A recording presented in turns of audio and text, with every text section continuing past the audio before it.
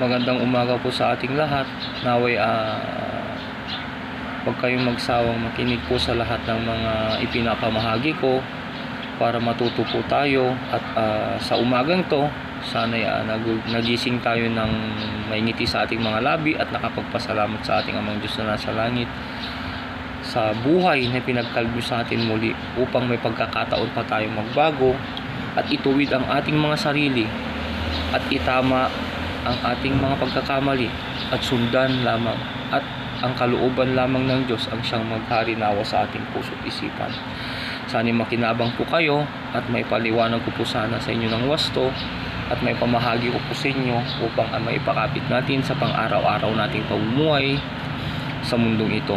At ang sabi dito mula sa Mateo 24:3 hanggang 14, habang nakaupo siya sa bundok ng mga olibo, lumapit sa kanya ang mga alagad na sarilihan at sinabi, sabihin mo sa amin kailan mangyayari ang mga ito at ano ang magiging tanda at presensya mo at ang katapusan ng sistemang ito. Sumagot si Jesus, mag-ingat kayo para hindi kayo maligaw ng sino man.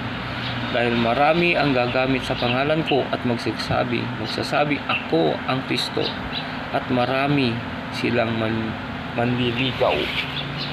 maililigaw. Makakarinig kayo ng ingay ng mga digmaan at mga ulat digmaan. Huwag kayong matakot dahil kailangan mangyari ang mga ito, pero hindi pa ito ang wakas. Dahil maglalaban-laban ang mga bansa at mga kaharian at magkakaroon ng taggutom at lindol sa iba't ibang lugar.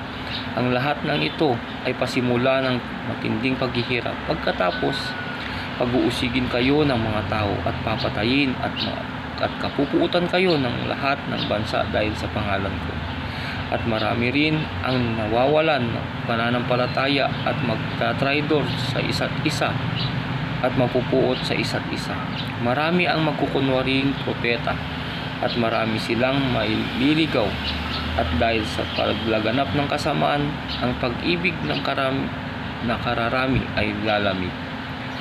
Pero ang makapagtitiis hanggang sa wakas ay may liligtas, at ang mabuting balitang ito tungkol sa kaharian ay pinangaral sa buong lupa para marinig ng lahat ng bansa, at pagkatapos ay darating ang wakas. Yun po, medyo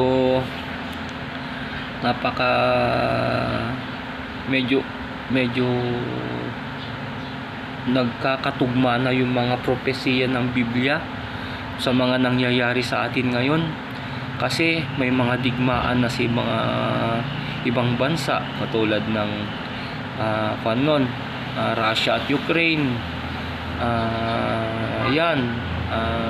Israel at saka Hamas, at marami pang iba. Tapos may mga lindol na rin na nagaganap at mga taggutom dahil sa matindi ng pagtaas ng mga presyo ng bilihin sa mga pabilihan. At ayun, meron na rin mga iba na nakikita natin minsan sa mga Facebook o kaya sa mga social media na may mga self-healers na kung ano-anong pinaggagawa, hindi naman sila dapat manggamot, dahil ang kalooban pa rin ang Diyos na ang dapat masunod sa atin, dahil siya ang may hawak ng ikabubuti natin. At ayun din, maraming mga umaayaw na sa mga Kristiyano, maraming nadadakip na mga Kristiyano na kapareha natin na ayun, ikinukulong o kaya pinaparusahan. Parang papalapit na po tayo sa huling araw na siyang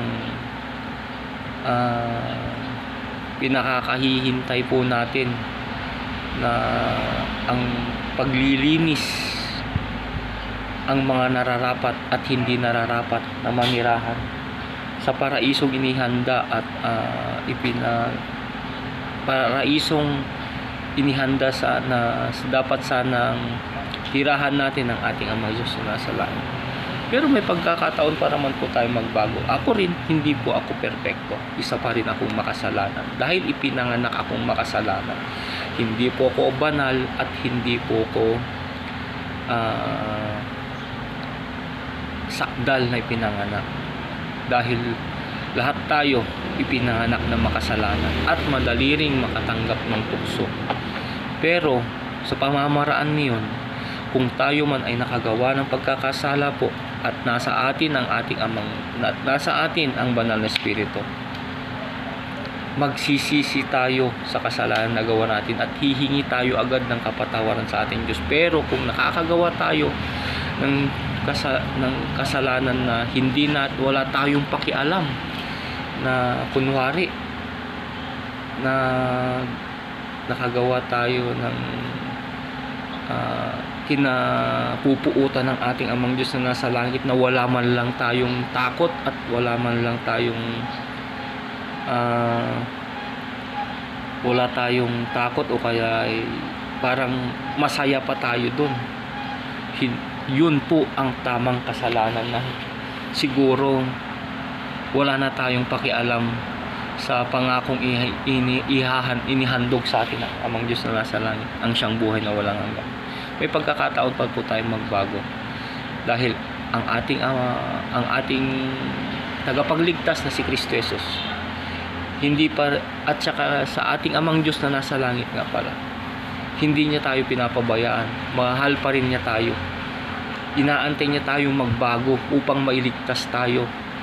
At hindi niya kailangan magmadali dahil inaantay niya tayo upang tahakin muli at magbalik loob sa Kanya. Hindi niya kailangan magmadali dahil kailangan niya din tayong manirahan sa Kanyang mga pangako sa paraiso. Kahit marunong din po sana na tayong magpatawad, at kung tayo man ay napupuot sa ating mga kapwa, patawarin na lang natin, umiwas na lang tayo kung may hindi pagkakaintindihan. Pero kung mas nararapat, humingi pa rin tayo ng kapatawaran. Kaya nga po, ang pagwawakas ng mundo ay hindi nagmamadali ang ating amang Diyos na nasa langit. Kailangan lahat tayo nakahanda na, at ang ating Panginoong Kristo Jesus ay darating siya na parang isang magnanakaw na hindi natin alam, at hindi kailangan tayo laging nakahanda sa araw na yon. Sana ay pamahagi ko po sa inyo ito sa nabasa kong ito. Naway, basahin ko sana yung buong talata pero medyo mahaba po, kaya sana'y magustuhan nyo po yung aking pahayag, makatulong po ako sa inyo, at magbalik loob po tayo, at ang amang Diyos na nasa langit lang nawa ang maghari ang kanyang kalooban sa atin. Basta't manalangin lang po tayo. Maraming salamat po muli. Magandang umaga po sa inyo.